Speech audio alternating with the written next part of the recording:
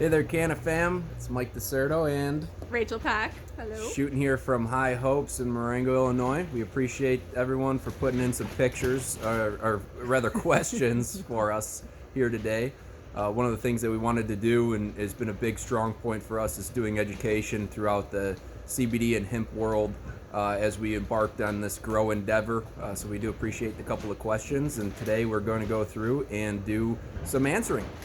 Rachel, want to hit us with the first question All here? right. The first question: what inspired us to start a hemp farm? You want to take a first stab at it? All right. So it was always a lifelong dream of ours to get into business together, and so in December 2019, right after Christmas and before New Year's, we made it a reality to sit there and put it together a meeting. And beforehand, Mike and I, our task was to put together all these business ideas and ventures we had in mind. So we met up for lunch, and we kind of presented all of our thoughts and ideas. All of them seemed to stem all again about our property here that Mike had purchased from the family. It's been in the family for 60 plus years. It was our grandfather's originally, and we wanted to do events, venues, stuff of that sort, and don't tell anybody, I'm just really into cannabis.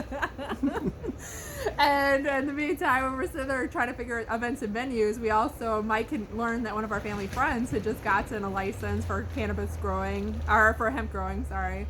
And we knew that trying to get into the cannabis industry was going to be a long road ahead of us, not going to happen. And what better than hemp, which was also outlawed since 1970, and it used to be a huge part of our our nation's history. Yeah. So we figured, what the hell, we can sit here. Oh, sorry. Figured we can sit here and do a hemp farm, and then also do the kind of events and venues we always dreamt of too with the family farm, and do like canna weddings or just regular weddings, whatever it was, and kind of tie the two together. And it all really works well because we're on a 14-acre farm here that was primarily pasture and hay for most of its existence. We had to do some clearing and some drainage, but outside of that, it was a well-fitting business for the property, and something that we were certainly passionate about from the medicinal side as well. So it's kind of it in a nutshell, and then it all went real fast from there. I was gonna say, so if we want to kind of spin off of that one too, how long did it take from conception of to our first planting to get our farm going? Yeah. So as Rachel said, we sat down in December. December. Into December. I mean, we don't ever recommend jumping into business and going as fast as we did. We had to pivot a lot during our journey of all of this, because of really industry changes as well as farm changes and just the outlook of CBD.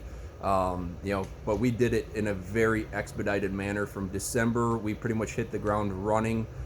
We were excavating and clearing fields as early as February. We had a very mild winter, and we really have not stopped since the day that we sat down to come up with the business concept. So Yeah.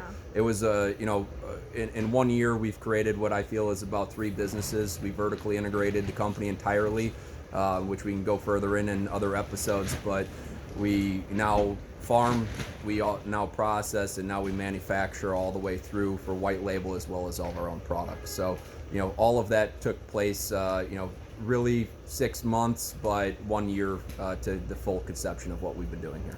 So yeah, because I would think from our lunch standpoint, we put in for the application of our hemp license at that point, and within 2 weeks, we're licensed hemp farmers. Licensed hemp farmers. And like Mike said, at that point, we sat there.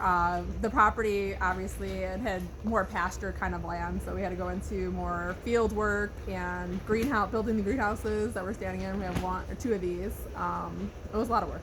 It was not easy. Yeah, we're seeking shelter in one of the greenhouses now, as you can see, and we've built them. They're fully vertigated.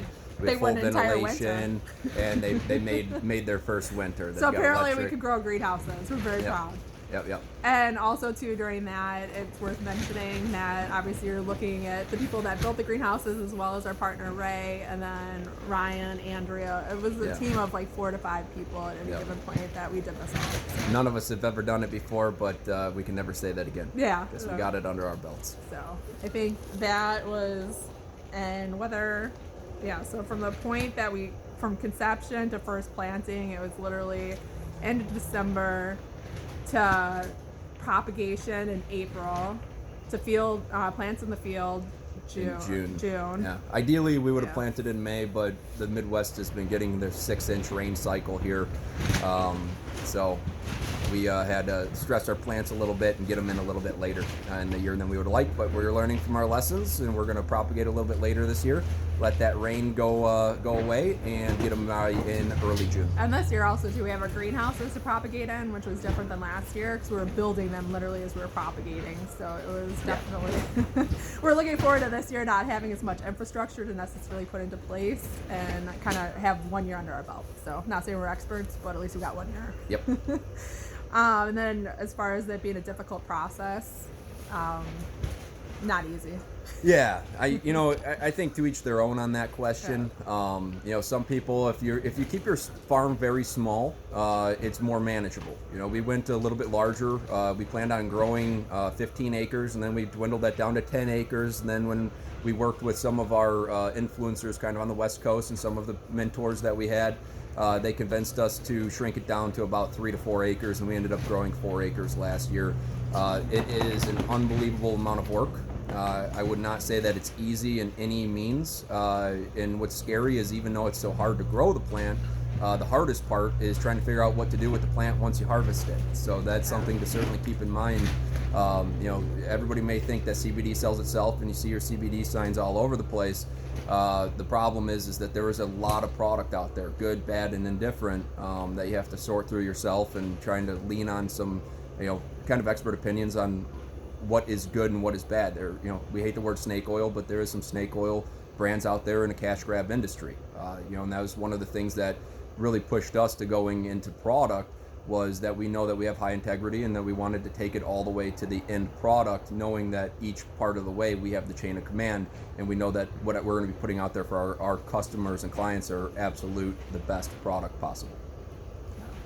But none of it was easy. No, none of it. I was going to say, I don't It's think still not any easy. of it was easy at all. No, it's still a work in progress, obviously, as we go, but at least having a year under a belt, it's all the most amount of physical labor you can ever imagine. Everything they say about harvest is very much true. There's always kind of like a lot of pivots and hurdles as you go through it, but it still is amazing. I mean, we still fun. have big smiles on our face. Yeah, we still still have fun. fun, and still going to do a second growth season. Yeah. So, all right. Well, I think we... Is that all of our... No, we got a couple more questions. We talked about... as far as helpers, volunteers during the harvest season, I was going to say we're always looking for volunteers. I wish we had more of a budget for labor when it comes to that. Yeah, we had about 3 full-time employees last year. This year we have to wind down the budget a little bit more. That's not going to give us that luxury. However, we do love bringing in volunteers. We can train them. We can teach them about the plant. It is very exciting to take a day or two out of your life to come out and enjoy the farm and learn the process. Before you would ever start your own hemp farm, we certainly encourage to come and do the process a little bit, get a harvest under your belt.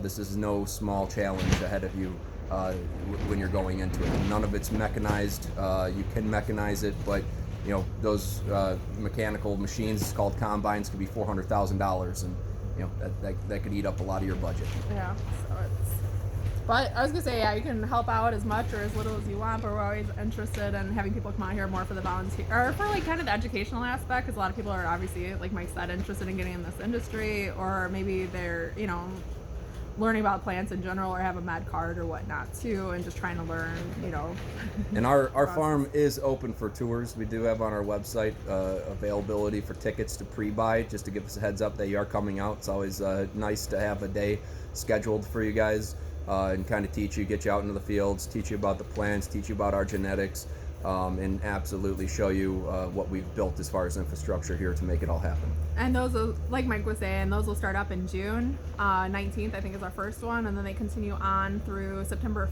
5th, I believe, is the Sunday, if I'm correct, is the last one for the season before we close up. And obviously it's all hands on deck as far as when it comes to harvesting, so that's why we close up shop a little bit earlier, just so we can sit here and get all the plants harvested. Yeah, and we certainly appreciate all the support that we had last year on all those tours as well. Yeah. And I think one of the last questions that we had today was, does hemp smell like marijuana? The very short answer to that is yes. If you were to see this plant, if you were to smell this plant, it resembles its cousin marijuana very, very much. They're both cannabis sativa L plants. They're Latin origin, and they look identical, they smell identical. The only thing that's not identical is their THC level. Marijuana is going to have a 0.3% or higher THC. Most of your medical strains are going to have anywhere from 15 to 30% typically on the marijuana side, and anything under 0.3% is defined as hemp. Now, just to give you an absolute clarity on this, our hemp genetics, if we were to leave that in the field too long and it were to go hot meaning over 0.3%, that plant did just go from hemp to then marijuana. So we are dealing with a very, very similar genetic plant. Just the only difference is that THC delta 9 cannabinoid within the plant is higher in marijuana. Correct. And then obviously the biggest difference too is with hemp, it was federally legal with the 2018 Farm Bill. Obviously marijuana is state by state at this point, but at least for the hemp farm processing or hemp farm process, it became legally. And we reiterate federally legal with the federal Farm Bill. So another thing, and I know this wasn't asked, but we're going to give a little answer on it, is when you're looking into social media, things like that, advertising campaigns where it could be a little bit easier for other companies that have products to set up a campaign. Hemp is not that way. A lot of people still really clump it into the cannabis marijuana space. Meaning that each state could be different, but we're dealing with a federally legal plant. It'll be the most frustrating part of your marketing campaign, I promise you. Yeah, most platforms do not allow it whatsoever to be posted, advertised, whatnot. So it still falls under like an illegal drug as far as social media, radio advertisements, whatever you're looking for, is still classifying it as that. But like we said, we're always happy to educate on the subject. We do not know everything, but any question you throw at us, if we don't know the answers, we'll certainly dig into our networks to find them. And we really appreciate the support and you guys have given us throughout the last year, and keep the questions coming, and we'll try to do this once a week. And we look forward to seeing you this season, hopefully out at the farm to check us out. God bless y'all. Take care. Bye.